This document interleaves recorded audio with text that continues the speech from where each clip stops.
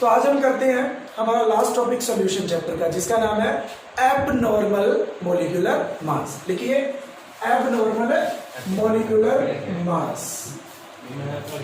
Abnormal molecular मास।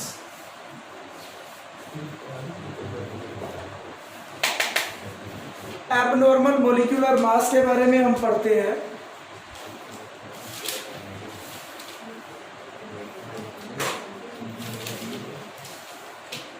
देखिए molecular mass को हम पहले तो ये बताओ क्वालिटेटिव प्रॉपर्टी कितनी पढ़ी है हमने?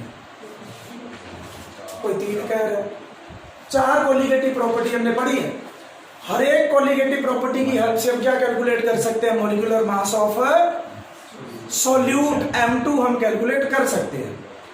अगर जो हम एक्सपेरिमेंटली ऑब्जर्व करें, 2 चीजें आएंगी यहाँ पे, एक्सपेरिमेंटल एंड कैलकुलेटेड। कैलकुलेटेड है जो ऑलरेडी पता है, ठीक है, जब हमारा सॉल्यूशन क्या है? आइडियल।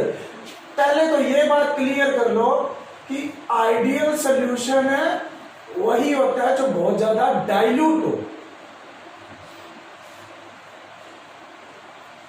डाइल्यूट सॉल्यूशन हमेशा किसकी तरह एक्ट करते हैं? आइडियल सॉल्यूशन की तरह। आइडियल सॉल्यूशन की डेफिनेशन क्या होती है? The solution which follows Raoult's law. Raoult's law को फॉलो करते हैं। लिख लीजिए ये चीज। आइडियल सॉल्यूशन क्या होते हैं? डाइल्यूट सॉल्यूशन होते हैं। मतलब सारे डाइल्यूट सॉल्यूशन, जब बहुत ज्यादा डाइल्यूट सॉल्यूशन क्या होंगे? आइडियली बिहेव करेंगे। ओके, तो अब यहां पे 2 टर्म आने वाली है, एक्सपेरिमेंटल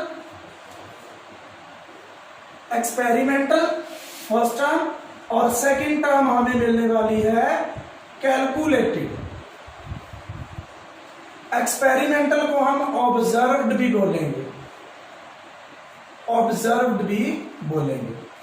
ऑब्जर्व्ड या एक्सपेरिमेंटल अलग टर्म है, कैलकुलेटेड अलग टर्म है। तो अब बनाते हैं इसकी हम डेफिनेशन। एबनॉर्मल मॉलिक्यूलर मास क्या होता है?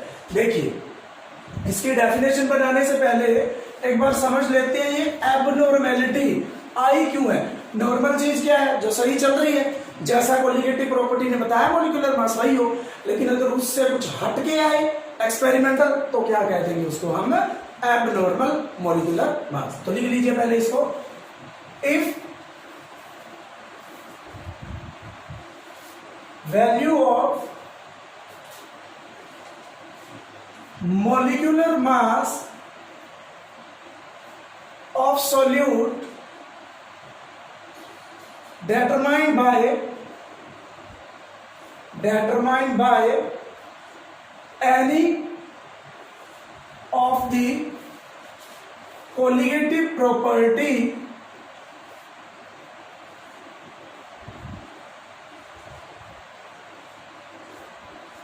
is या comes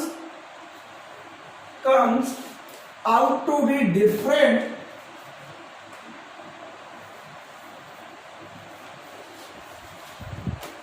then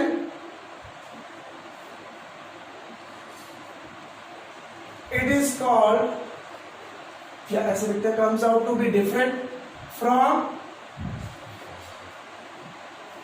theoretical value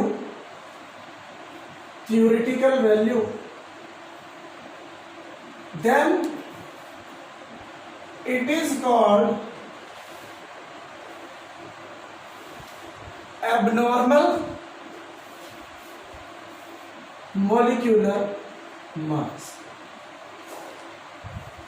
colligative property की हेल्प से अगर हम मॉलिक्यूलर मास को कैलकुलेट करें और वो उसकी थ्योरेटिकल वैल्यू से डिफरेंट आए, तो हम कह देंगे कि मॉलिक्यूलर मास क्या है? एबनॉर्मल मॉलिक्यूलर मास है। अब क्वेश्चन ये आता है कि ये एबनॉर्मेलिटी शो होती क्यों है? तो देखिए जब भी कोई भी सॉल्यूशन एसोसिएशन करे या फिर डिसोसिएशन करे उसके अंदर मॉलिक्यूल, पहले केस ले लेता हूं मैं डिसोसिएशन का। ये है क्या वाला टॉपिक है? Reason for abnormality. हमारा मेन टॉपिक तो एक ही है, उसके अंदर ये एक पार्ट है रीजन फॉर एबनॉर्मेलिटी। डिसोसिएशन अगर हमारा सब्सटेंस कर रहा है तो उसके अंदर क्या होगा, इसका एग्जांपल ले लेते हैं KCl। KCl का एक सोल्यूशन है, मान लो वाटर में जाते ही वाटर अगर प्रेजेंट है उस सोल्यूशन में तो ये डिसोसिएट हो जाएगा K पॉजिटिव और Cl नेगेटिव में, क्योंकि ये कौन सा कंपाउंड है, आयनिक कंपाउंड है। इसी तरीके से आप ले सकते हो NaCl। एसोसिएशन की अगर मैं बात करूं, एसोसिएशन की अगर बात करता हूं तो acetic acid in benzene, acetic acid का फॉर्मूला IUPAC नेम क्या है एसिटिक एसिड का, इथेनोइक एसिड, तो CH3COOH। कहां काम आता है ये, सिरका है, ये सिरका, विनेगर कह देते हैं इसको। हाँ जी, ये क्या करता है, बेंजीन में जाके इसके 2 मॉलिक्यूल्स, बेंजीन देखिए, बेंजीन क्या है, नॉन पोलर सॉल्वेंट और ये है पोलर। लेकिन अगर इसको वाटर में ऐड करते फिर ये डिसोसिएट होता, टूटता, लेकिन बेंजीन में है तो एसोसिएट होंगे इसके 2 मॉलिक्यूल। कैसे एसोसिएट होते हैं, इस तरीके से।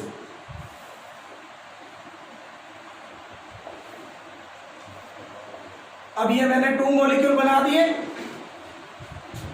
यहां से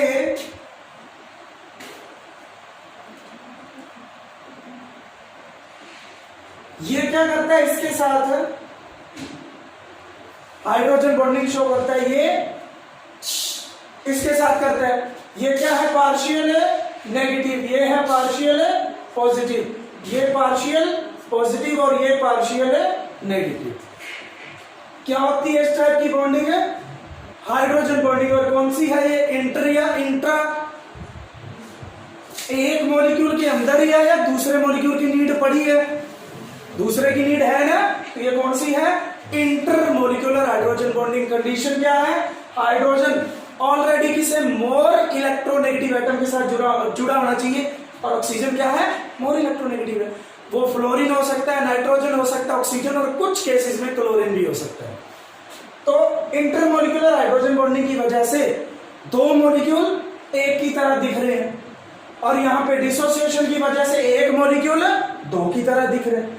ये इंडिपेंडेंटली एग्जिस्ट करते हैं, जैसा काम ये अकेला कर रहा था वैसा ही काम ये भी अलग अलग कर रहे हैं। तो हम यहाँ पे कहेंगे कि number of moles of solute क्या होंगे, डबल। यहाँ पे क्या बोलेंगे, number of moles of solute क्या होंगे, हाफ। तो डिसोसिएशन के केस में क्या होता है, number of moles of solute become double, और इस केस में क्या होगा, number of moles of solute become half. अब कोई भी कोलिगेटिव प्रॉपर्टी है, चाहे वो रिलेटिव लोअरिंग वेपर प्रेशर हो, ऑस्मोटिक प्रेशर हो, एलिवेशन इन बॉइलिंग पॉइंट हो, या फिर डिप्रेशन इन फ्रीजिंग पॉइंट हो, सभी में आप एक बात ध्यान देना, जब हम molecular mass of solute calculate करते हैं वो इनवर्सली प्रोपोर्शनल आता था, किसके, कोलिगेटिव प्रॉपर्टी के। एक एग्जांपल ले लेते हैं पाई का। पाई से किसको डिनोट करते थे हम, ऑस्मोटिक प्रेशर को। ये क्या था, N/V/RT। तो यहां से N की वैल्यू पुट करते हैं, W2/M2RT/V। तो यहां से हम क्या करते हैं, M2 इधर लेके जाएं तो W2/πRT/V। M2 किसके इनवर्सली प्रोपोर्शनल आया है, और पाई क्या, एक कोलिगेटिव प्रॉपर्टी। तो molecular mass of solute colligative property से इनवर्सली प्रोपोर्शनल होता है। ये तो एक में बताया मैंने, सारा में ही ऐसे होता है। ओके, कोलिगेटिव प्रॉपर्टी के इनवर्सली प्रोपोर्शनल होता है। आप देखिए कोलिगेटिव प्रॉपर्टी किस पे डिपेंड करती है, number of moles of solute पे। वो चेंज हो रहे हैं, डिसोसिएशन में डबल हो गए, एसोसिएशन में, तो इसका मतलब मोलिकुलर मास भी क्या होगा, चेंज होगा। और यही तो हमने ओरिजिनल वैल्यू से कुछ हटके आए, चेंज होके आए, उसको क्या कहते हैं, एबनॉर्मल मोलिकुलर मास। क्लियर है ना एबनॉर्मैलिटी की, एबनॉर्मल मोलिकुलर मास की डेफिनेशन। क्यों होता है? जब कोई सॉल्यूशन डिसोसिएशन करे या फिर एसोसिएशन। डिसोसिएशन में कोलिगेटिव प्रॉपर्टी की वैल्यू क्या हो जाएगी? अगर number of moles of solute double हुए हैं तो कोलिगेटिव प्रॉपर्टी क्या होगी? वो भी डबल होगी। और मोलिकुलर मास क्या होगा? हाफ। इसमें एसोसिएशन में कोलिगेटिव प्रॉपर्टी क्या होगी? हाफ। मोलिकुलर मास क्या होगा? इसका होता है 60 और इसका क्या आएगा? क्वेश्चन ऐसे आता है एसिटिक एसिड का मास एक्सपेरिमेंटली ऑब्जर्व करा जाता है 120 gram. What is the reason behind this? क्या लिख के आओगे? 3 वर्ड लिखा है ना तो भी नंबर मिल जाएंगे। Abnormal molecular mass. क्लियर है? वो आपने लिखना है when acetic acid is present in या is dissolved in benzene then it undergoes association. It's 2 molecules are joined by intermolecular hydrogen bonding. So its molecular mass is observed to be 120 ग्राम पर मोल। Okay, हाँ जी। देखिए next question देखिए, when abnormal molecular mass is shown by substances। तो पहली बार कब show होता है? when solution is, मैंने आपको क्या बताया, आइडियल सॉल्यूशन है। जो डाइल्यूट सॉल्यूशन होते हैं उनमें एबनॉर्मैलिटी नहीं आती, वो वही मोलिकुलर मास शो करेंगे जो कोलिगेटिव प्रॉपर्टी से कैलकुलेट हुआ है। तो कब एबनॉर्मैलिटी आएगी? When solution is non ideal. Non ideal का मतलब क्या है? Concentrated solution.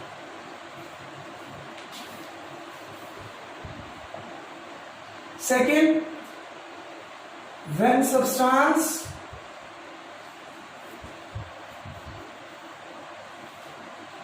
undergoes association or when substance undergoes dissociation, तब कोई भी सब्सटेंस क्या करता है? एबनॉर्मल मोलिकुलर मास शो करता है। तो देखिए नेक्स्ट टॉपिक है हमारा went Hoff factor. Went Hoff factor क्या होता है? ये रेशो है एक्सपेरिमेंटल कोलिगेटिव प्रॉपर्टी का और कैलकुलेटिव कोलिगेटिव प्रॉपर्टी की वैल्यू का।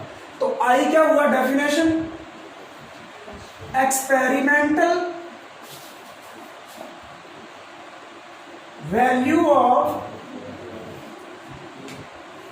Colligative property by calculated value of colligative property. और मैंने आपको क्या बताया? एक्सपेरिमेंटल की जगह आप क्या लिख सकते हो? ऑब्जर्व्ड भी लिख सकते हो। और मोलिकुलर मास और कोलिगेटिव प्रॉपर्टी का रिलेशन क्या होता है? इनवर्सली। तो ऊपर कौन आएगा? Calculated molecular mass divide by observed molecular mass. और बाकी चीजें तो कॉमन ही होगी ना, वो तो कैंसिल हो जाएंगी। ठीक है, ये उल्टा होगा। कोलिगेटिव प्रॉपर्टी ऊपर एक्सपेरिमेंटली ऑब्जर्व्ड आनी चाहिए, लेकिन मोलिकुलर मास ऊपर कौन आएगा? Calculated, MC/NO। तो डेफिनेशन इसकी लिख लोगे, क्या बनेगा डेफिनेशन इसकी? It is defined as the ratio of experimental value of a colligative property and calculated value of a colligative property. ये डेफिनेशन बन जाएगा। और यूनिट्स क्या होंगे? कोई यूनिट्स नहीं होंगे, कैंसल, यहां भी कैंसल, यहां भी कैंसल। यूनिट लेस क्वांटिटी है। ओके, मॉडिफिकेशन इन, देखो भाई नेक्स्ट टॉपिक देखते हैं, मॉडिफिकेशन इन कोलिगेटिव प्रॉपर्टीज। अब जितनी भी कोलिगेटिव प्रॉपर्टीज हमने कैलकुलेट करी है उसमें आप वेंट ऑफ फैक्टर से मल्टीप्लाई कर दो। ठीक है, सबसे पहली colligative property relative lowering vapour pressure क्या था? P0 minus PS by P0 is equal to क्या आया था? X2। तो आप क्या करो, इसको I से मल्टीप्लाई कर देंगे अपन। ऑस्मोटिक प्रेशर क्या आया था? Pi is equal to CRT। Next था elevation in boiling point delta TB, क्या आया था ये? था? मोलर एलिवेशन कांस्टेंट और डिप्रेशन इन फ्रीजिंग पॉइंट वो क्या आया था? Delta TF is equal to KF into M। अब आपने क्या करना है, इनमें मॉडिफिकेशन, सारी कम्युनिकेटिव प्रॉपर्टी को आई वेंटो फैक्टर से मल्टीप्लाई कर देनी है। अब आपने क्वेश्चन न्यूमेरिकल तो पीछे इनके अलग अलग करे हैं, आपको कैसे पता चलेगा कि हमने कब आई से मल्टीप्लाई करना और कब नहीं करना? तो उसके लिए मैंने लिखवा दिया, या तो क्या हो सॉल्यूशन है एसोसिएशन करें या फिर डिसोसिएशन। एसोसिएशन का एक एग्जांपल तो अपनी गांठ बांध लो, acetic acid. Dissociation NaCl KCl ये करेंगे ही करेंगे।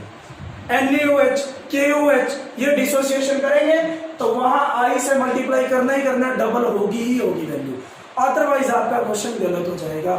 क्लियर है? नेक्स्ट टॉपिक देखते हैं, calculation of degree of dissociation.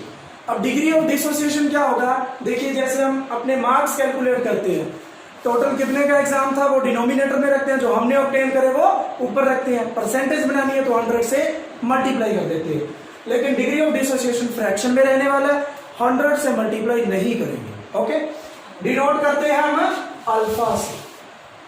तो क्या होगा? Total number of molecule moles जो होंगे वो डिनोमिनेटर में रखेंगे और जो डिसोसिएटेड होंगे वो ऊपर रखेंगे। तो definition, it is defined as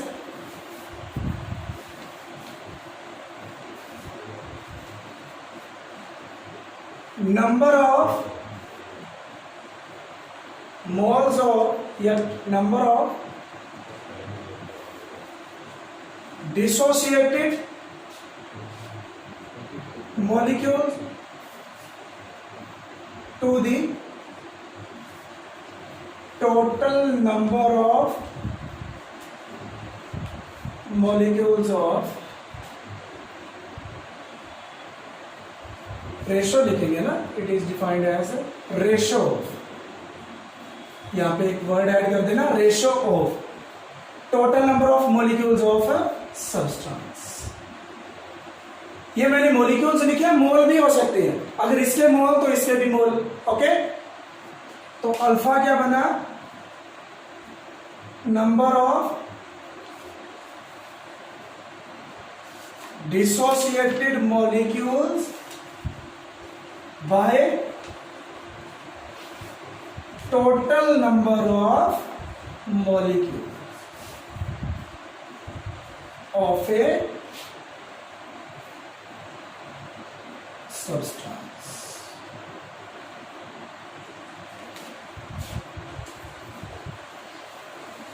clear है? ये हुई इसकी डेफिनेशन। अब एक एग्जांपल लेके उसमें देखते हैं कि जो सॉल्यूशन डिग्री ऑफ डिसोसिएशन मतलब डिसोसिएशन करेंगे उनमें हम मॉलिक्यूलर मास कैसे कैलकुलेट करेंगे। देखिए डिसोसिएशन का एक एग्जांपल लेते हैं आपका।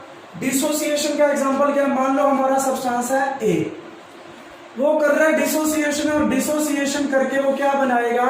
मान लेते हैं N मॉलिक्यूल्स ऑफ B बना दिए, उसमें हो सकता है B plus C plus D भी हो, टोटल मोल्स जो इस साइड बने वो क्या हो? N हो। मैं इनको मोल्स मान रहा हूं, अगर दोनों मॉलिक्यूल्स मानूंगा तो दोनों के इधर भी और इधर भी, मोल्स मानूंगा तो इधर भी और इधर भी। ओके, ताकि ऊपर जब हम मॉलिक्यूल बनाए और नीचे जब हम मॉलिक्यूल बनाए वो कैंसल हो जाए। ठीक है, हाँ जी। अब हम कैलकुलेशन करें, अगर इनिशियल की मैं बात करूं, इनिशियल में हमने मोल्स कितने लेने हैं? 1। और इनिशियल में ये तो थे ही, आफ्टर टाइम t या at equilibrium, at equilibrium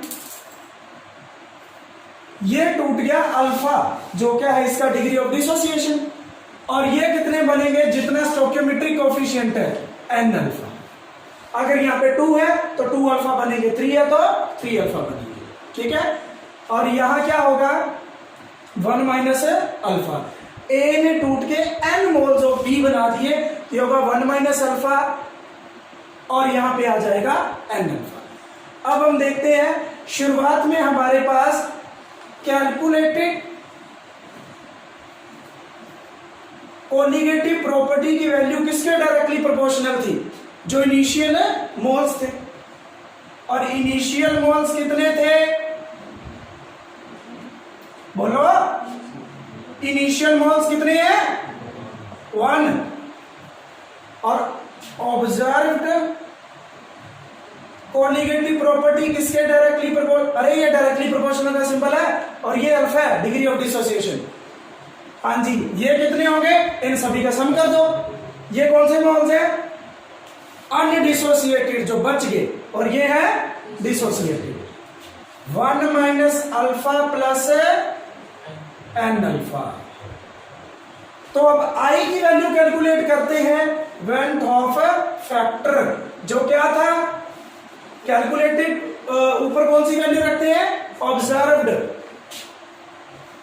1 minus alpha plus N alpha by 1।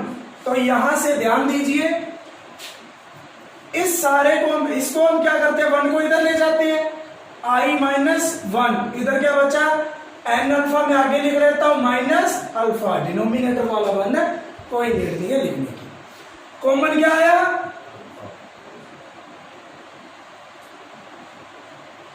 तो यहां से अल्फा की वैल्यू क्या बनी? ये इधर आएगा, i minus 1 by N minus 1।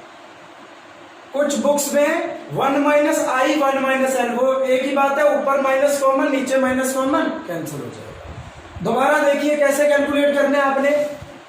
जब भी कोई सब्सटेंस डिसोसिएशन करे, ए अंडरगोस डिसोसिएशन, ए ने क्या किया?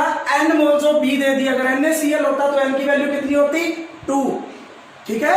और अगर KCl होता तो भी वैल्यू कितनी होती? 2। स्टार्टिंग में कितना लिया? 1। यहां पे कितना लिया? कुछ भी नहीं। इक्विलिब्रियम पे ये क्या होगा? अल्फा क्या होगा? Degree of dissociation. ये कितना बनेगा? जितना इसका स्टोइकियोमेट्रिक कोएफिशिएंट है। अब कैलकुलेटेड कोलिगेटिव प्रॉपर्टी की वैल्यू किसके डायरेक्टली प्रोपोर्शनल होगी? कैलकुलेटेड का मतलब जो इनिशियल में पता है। जब हम मान रहे हैं कि ना कोई एसोसिएशन हो रही ना कोई डिसोसिएशन हो रही, कितने मोल्स मान रहे हैं टोटल? 1, तो किसके डायरेक्टली प्रोपोर्शनल होगी? 1 की। और ऑब्जर्व्ड में हम कह रहे हैं कि उसने एसोसिएशन या डिसोसिएशन किया है, तो हमें टोटल करना है। ये है डिसोसिएटेड, ये है अनडिसोसिएटेड, टोटल सम हो गया। अब आई क्या होता है? रेंट ऑफ फैक्टर क्या होता है? Observed colligative property by calculated colligative property. तो क्या आ जाएगा? यहां से 1 चाहे ना लिखो, यहां से हम अल्फा की वैल्यू निकाल लेते हैं, i minus 1 by N minus 1। अब i की वैल्यू क्या होती है मुझे बताओ? मोलिकुलर मास की टर्म में i को क्या लिखते हैं? जल्दी बोलो। ऊपर किसको रखेंगे? कैलकुलेटेड को, और नीचे तो वैल्यू पुट कर देते हैं। अल्फा क्या बना? mc upon m not minus 1 by N minus 1। LCM क्या आया? अरे बोलो गूंगे प्राणियों, mc माइनस है m not by m not into वो नीचे आ जाएगा। ये एक और फॉर्मूला बन गया, लिख लीजिए। देखिए अभी नेक्स्ट टॉपिक है हमारा calculation of degree of association. इसको भी हम अल्फा से डिनोट करेंगे। तो इसकी डेफिनेशन क्या बननी चाहिए? ये भी एक रेशो होगा। ऊपर किसके नंबर ऑफ मोल्स लेके चलेंगे? अरे इसमें अल्फा में ऑब्जर्व्ड और एक्सपेरिमेंटल कब आ गए? वो तो आई में आते हैं। पीछे हमने डिग्री ऑफ डिसोसिएशन क्या लिखा है? कितने मोल डिसोसिएटेड हुए bye total number of moles. तो यहां क्या करना है? कितने एसोसिएटेड हुए bye total number of moles. तो लिख लीजिए। साइंटिस्ट हैं सारे के सारे, अपनी अपनी डेफिनेशन बनाएंगे। इट इज डिफाइंड एज, बस भाई, it is defined as ratio of number of associated molecules and total number of molecules of substance. तो अल्फा क्या बनेगा? Number of molecules associated by total number of molecules, ये बन जाएगी alpha की value. अब एग्जांपल लेते हैं जिसके अंदर एसोसिएशन हो रही है, वो सब्सटेंसेस जो एसोसिएशन कर रहे हैं। इसका बेस्ट एग्जांपल क्या बताया मैंने? एसोसिएशन का एसिटिक एसिड। तो देखिए एसोसिएशन के केस में क्या करना है, ध्यान दीजिए। मान लो ए हमारा एक सब्सटेंस है, ए हमारा एक सब्सटेंस है, तो वो क्या करेगा? बी एन बना दे। मैंने यहां एन नहीं लिखा, यहां लिखा है। ओके, इनिशियल हम क्या कर रहे हैं? इनिशियल इसके मोल्स कितने ले रहे हैं? 1, और ये नहीं है। उसके बाद इक्विलिब्रियम पे ये कितना कम होगा? 1 माइनस अल्फा, और ये कितना बनेगा? एन अल्फा नहीं बनेगा, अल्फा बाई एन। अब उल्टा है, पहले एन मल्टीप्लाई था तो मल्टीप्लाई, अब एन मल्टीप्लाई नहीं है तो डिवाइड, क्योंकि 2 से 1 बन रहा है तो 1/2 लिखेंगे हम फिर। ओके, यहां ध्यान रखना, यहां मिस्टेक मत कर देना। तो क्या बनेगी?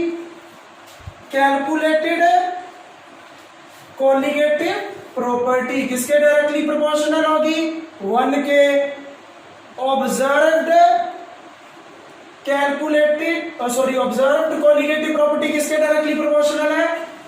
1 minus alpha plus alpha by n के। तो क्या होगा? आई की value, i is equal to क्या बना? Observed observed colligative property by calculated. Observed कितनी है?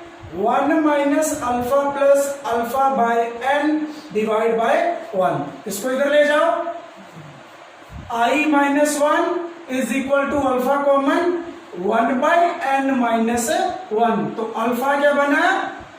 आई माइनस 1 बाय एन माइनस 1। और ज्यादा सिंप्लीफाई करना चाहते हो, एन को क्या ले लो? एलसीएम। क्या बनेगा?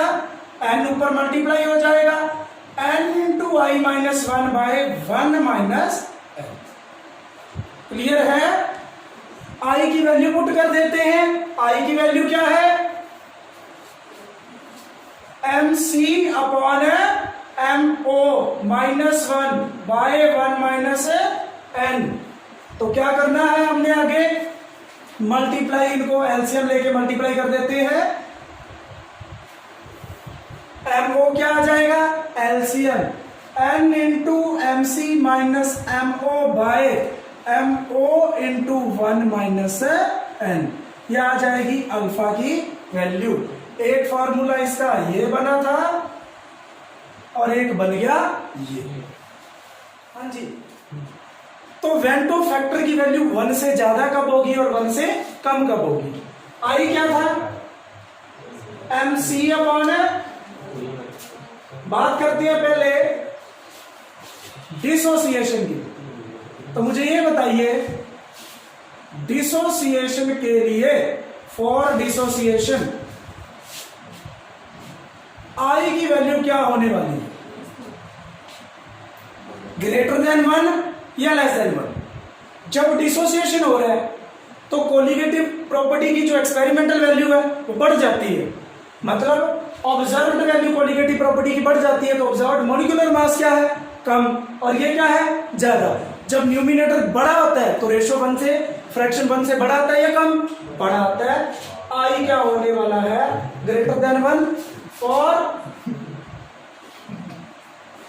एसोसिएशन क्या होने वाला है? आई लेस देन 1।